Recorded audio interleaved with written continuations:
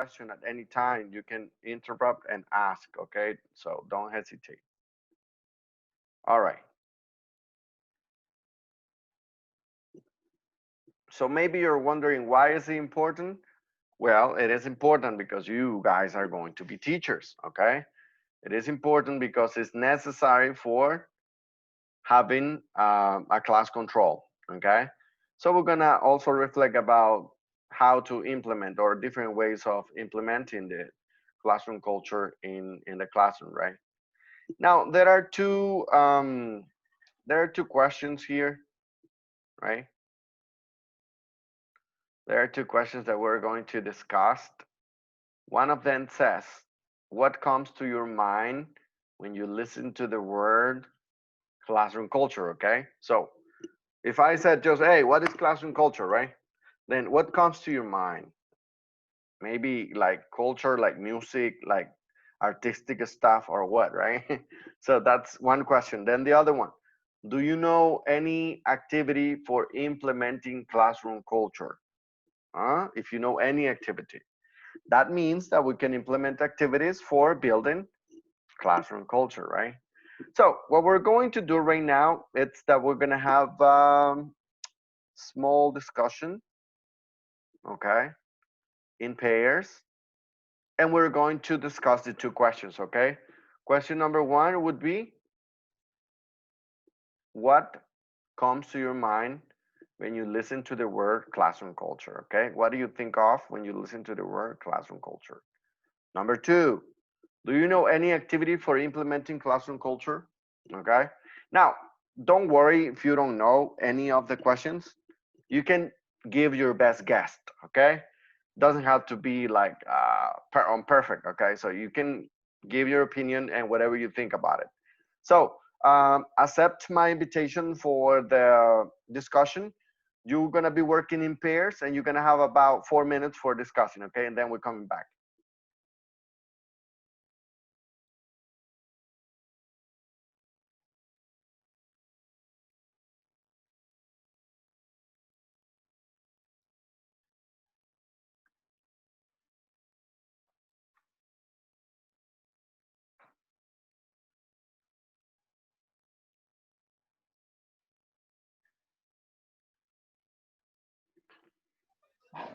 Hello. Uh, this one. Are you working? Yeah, I'm working. Oh, But don't worry, I'm here. okay. What's the first question? What comes to your mind when you hear classroom culture? Classroom cultures is, I don't know, different types of students, different types of um, teaching ways to teach. I don't know. The Yeah. environment and some things that you know that they could need in their life. So in one activity for me could be when you try to teach vocabulary and you try to teach about a lot of topics, but you try to use the culture. In this case could be food, and you try to the students share the food of the national or the typical dishes from their nationalities, or you can talk about countries and so on. That's right. I really agree with you. So, in, in my case, I want to say about classroom culture. Well, it is consisting of a place, basically, in which uh, you can find obviously students and the teacher. So, another element that I would like to mention is that is not just a classroom. It is a place in which students feel safe and feel comfortable. Sorry, to express their ideas, to be involved, And for example, as you said, to talk about any topic. Student. Then it's very important. Then disciplinary, different ways. I think. Yeah, anyone else?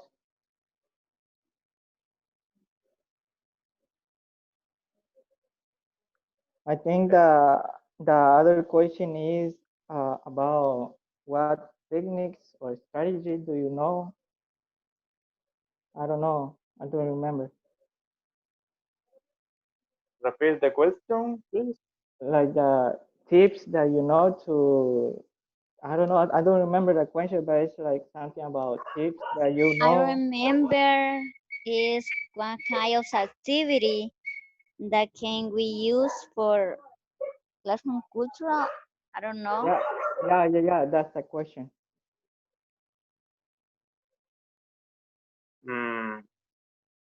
I think a good strategy is the teacher put a different rules in a discipline in the class. I think it's a good strategy for the student pay attention and learn in class. Yeah, I think one activity of culture could be the way teachers arrange the desk. The it could be in pairs or in group, and that way students can talk to each other.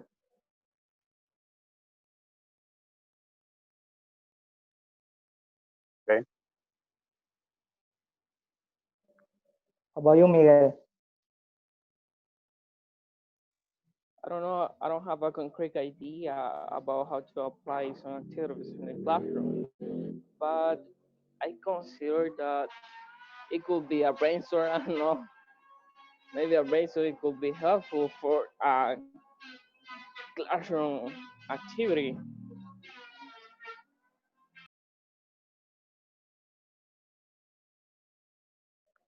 I think Basti, do you want to say something? For right now, I don't know what kind of activity we can use because I don't read all the document. And I think that we can use, for example, uh, uh, use form some group of a student that they can investigate about the different culture. I don't know. Yeah, I think some activities there. For example, uh, Okay, guys, time's up. We're having the rest of students coming in a bit.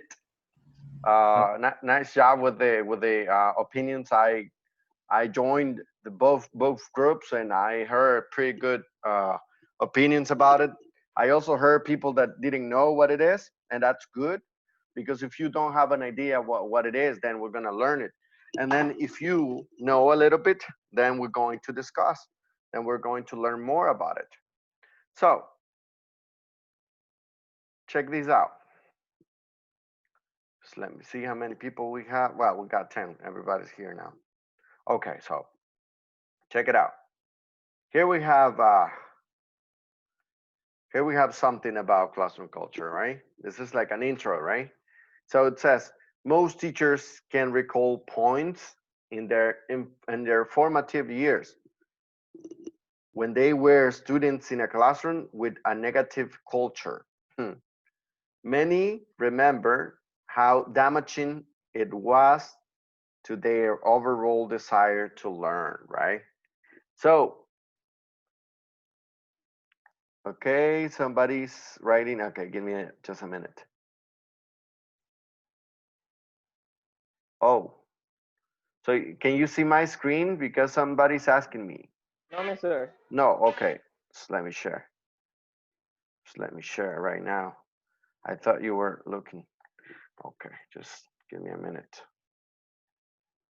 Okay, can you see it now? No, yet. All Yes, right, Yeah. teacher. Yes, perfect, there is. Sure. perfect. So, um, so classroom culture, guys, has to do with behavior. You know, with how kids behave. It has to do with I don't like this word, but we still using it in our educational system. Something we call rules. I like to call them agreements.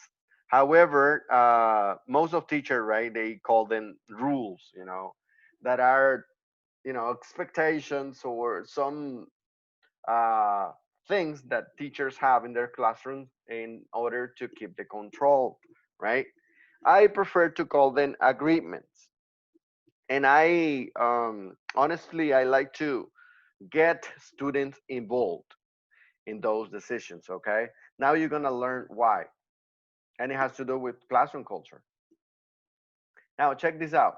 Negative classroom environments are not conductive for learning, whether they're the result of bullies or teachers who aren't proactive about classroom management. Teachers and students both contribute to a classroom culture, but teachers are ultimately responsible for making it a place where students feel supported, safe, and willing to share their ideas. Okay, dear students, this means that teachers, we are responsible for creating an atmosphere in which students feel safe and they feel free to share their ideas. Okay? So, classroom culture has to do with the atmosphere. Okay? The atmosphere that you create in your classroom. Okay? And classroom culture has to do with how you manage your class, right? And I'm talking about since the student enters to the classroom, okay? Since the student enter to the classroom until the students leave the classroom, okay? So this is important because it involves many aspects, okay? It's not just setting rules or putting rules in your classroom like most of the teachers do. It's about having confidence. It's about making them feel important, okay? When you make your students feel important and supported, then they feel good. They feel important in your class. They are not afraid of participating, they want to participate, they want to be in your class. But imagine that you have a negative classroom environment. Students commonly say, ese maestro otra vez, ¿verdad? They don't want to be there. So if you want to create a nice classroom culture, then we have to start making small changes in the classroom, okay? Since the seating arrangement, okay, until what agreed that you have when you talk to them, you know because like greeting students is important, smiling is important, but imagine that you as a teacher, right, and then you got a very angry face when they show up and they don't even say good morning, right, and then you look angry, maybe you had problems at home and all that. So the classroom should be something, something like out of your personal life. You know what I mean? It should be a place where you feel free, where you forget your problems, and then you start over again. Okay?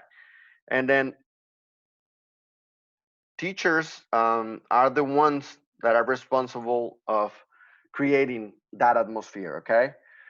I don't know if you remember at the beginning of this course, I tried to talk to many of you. I did it in Spanish because I wanted to know you a little bit. I know that you are like good people, you're good students, and I know that you have some issues as well as everybody. I know that you work, I know that you have a lot of things to do, and then I understand that, you know? So having that communication with your students, it what creates a safe place, you know, and that is part of the classroom culture as well. Now, let me see. I don't know. Do you have any question right now? Any question, idea, comment?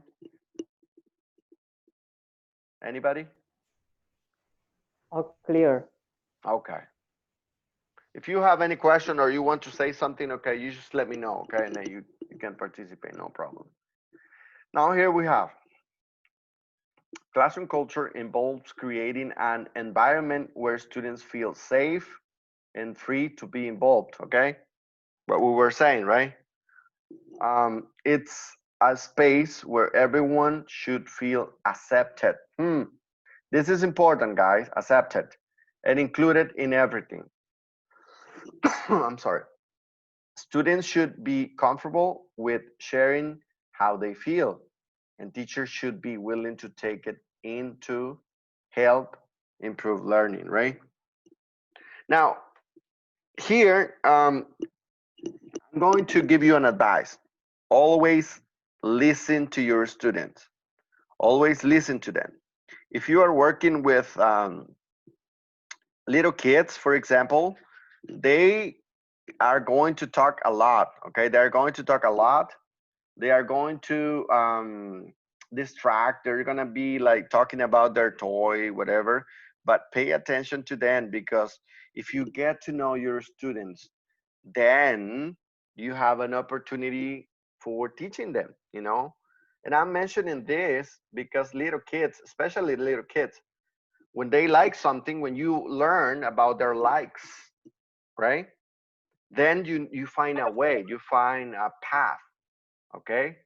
You find a way in which you can teach them, okay? For example, I'm gonna give you this short example. When I was working with kindergarten kids, it was my first time as a teacher.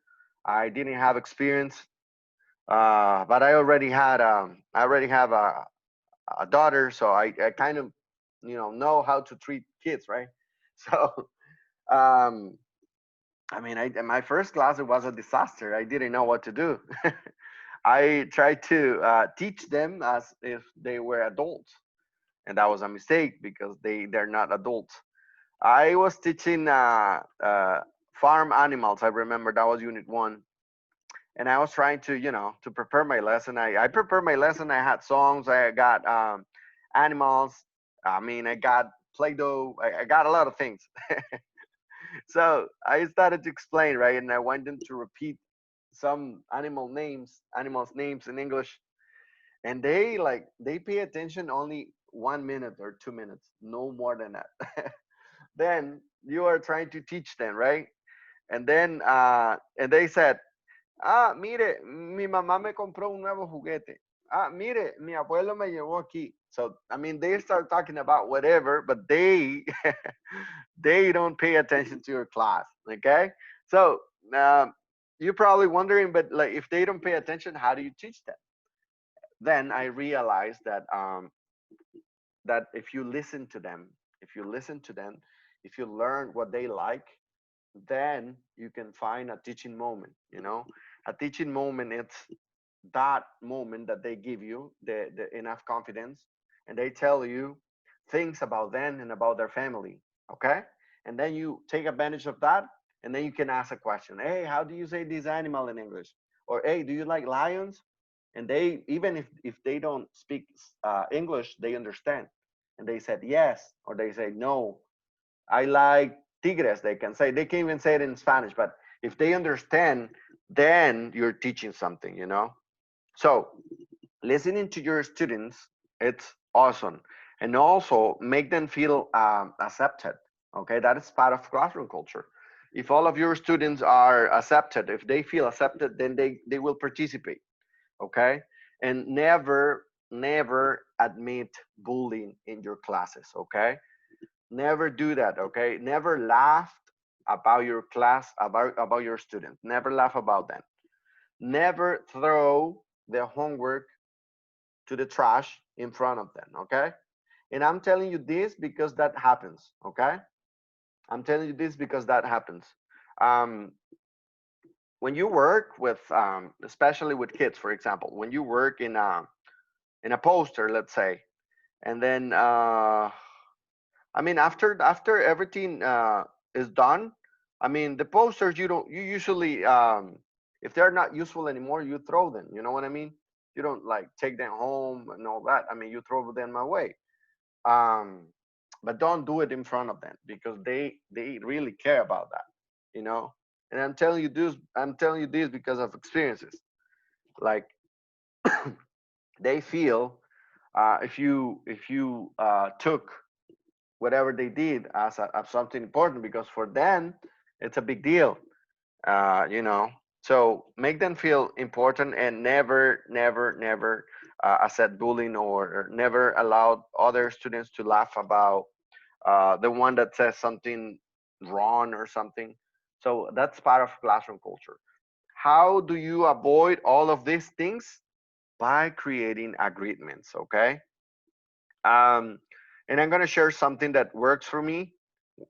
Even if I'm working with kindergarten or junior high or high school kids, or even in higher education, I'm going to share with you one technique that has been uh, useful for me, and is about creating a poster. Okay, the first day that you see your group, the first day you talk to them.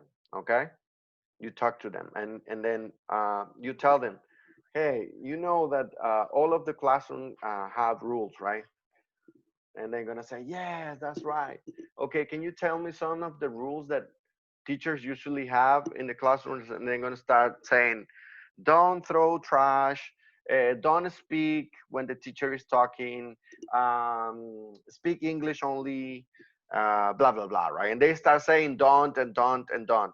And what happens with this don'ts? Well, what happens is that for one reason, or for one or other reason, humans, we tend to be very challenging, and we like to do things when they are forbidden.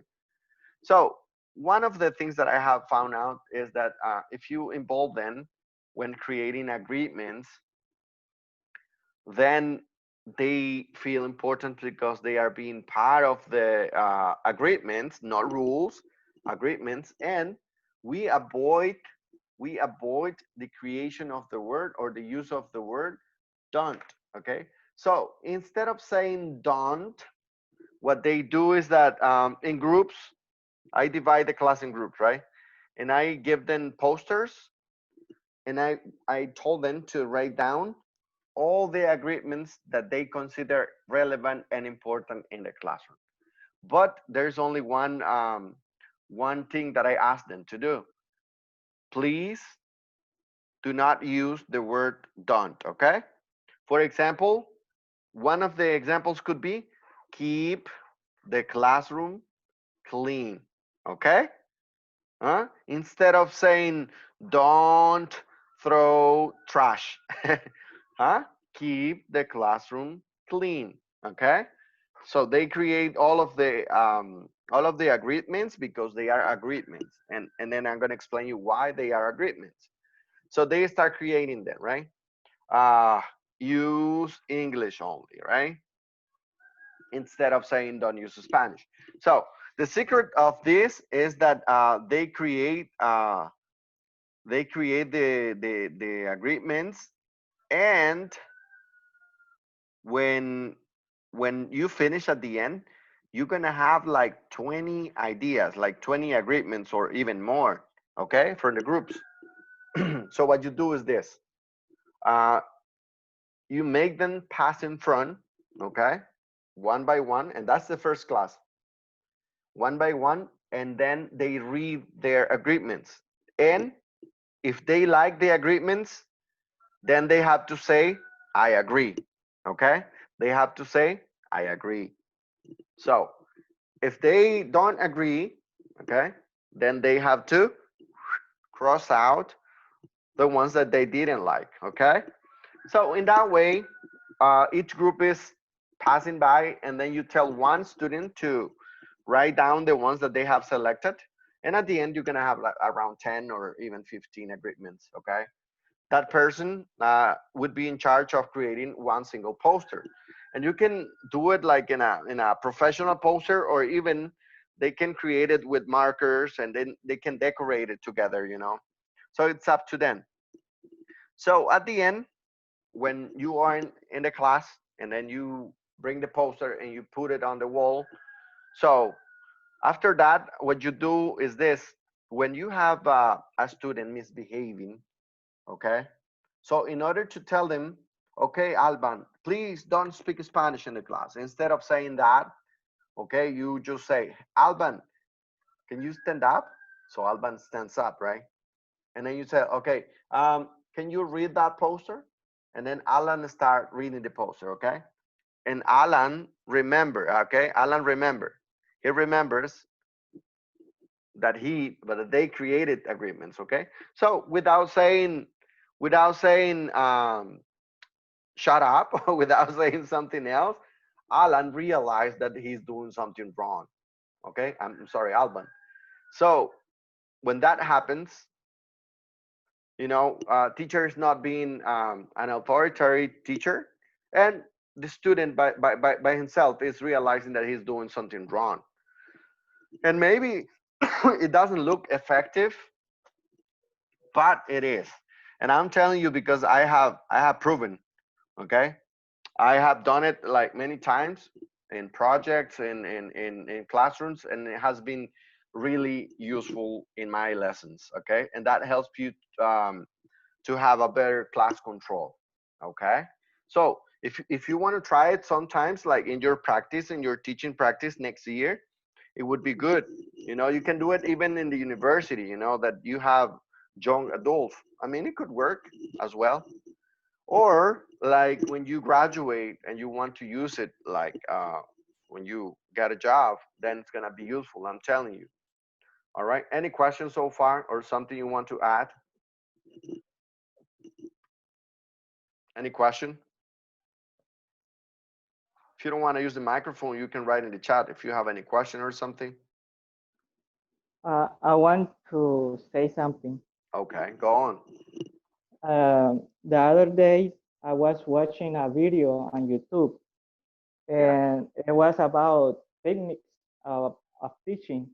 So the teacher was not teaching, but giving the students the opportunity to do things. Like there was a student that was calling out his classmate to give to give his classmate like the colors or material. And I think that's a good way to get involved students in class. Yeah, absolutely. And that's a good, let me tell you that's a good, Walter, let me tell you that's a good strategy. For example, when you have a kid that is hyperactive, you know what is hyperactive? Yes or no? I think so. Hyperactive, when the kids, they like, they are moving, they can't stand in one spot, they're moving from one place to another, they're talking, and they are moving his pen or her pen, etc. That's a hyperactive kid. In Spanish would be imperactivo. So when you have a student like that, that's that's not a bad student, okay? That's not a student who has a problem, okay? Then how to deal with a student like that? Well, give him a responsibility, okay? Give him a responsibility, and then he's gonna be busy. If you keep him or her busy, then you're not gonna have any problem with his hyperactivity, It's Uh, like to give a direction to the boy exactly. to Like do, you, to do something different. exactly. You can assign him the attendance list. Okay. For example, imagine that Danny is hyperactive, right? Danny can't stand in one single spot listening to the teacher. So I would ask Danny, okay, Danny, you're gonna have my attendance and you're gonna pass the list, okay? That's gonna be your responsibility. So Danny's gonna be doing something, you know what I mean? So there are many things that you can do with different issues in the classroom, okay? With hyperactive kids, the best way is assigning them responsibilities, okay? You can ask them to help others, and that's good as well, because like nowadays you're gonna find a lot of those kids, okay? And then also kinesthetic activities would help with kids like that. Okay, any other question or comment? No? Okay. um Alban, would you mind helping me to read this part? Okay. Classroom culture tips. Set roles together. A positive classroom where children are free to be themselves and does not mean there aren't any ground rules in place. Students should feel safe and respected, and a framework around that will help them do so. Encourage them to think for themselves. Ask the children what kind of rules there should be. This includes setting up rules surrounding communication. However, according to my experience, I would say that it is better to have agreement than just setting rules. The word don't has a negative effect in students. So I have learned that students need agreements rather than just rules. Sorry.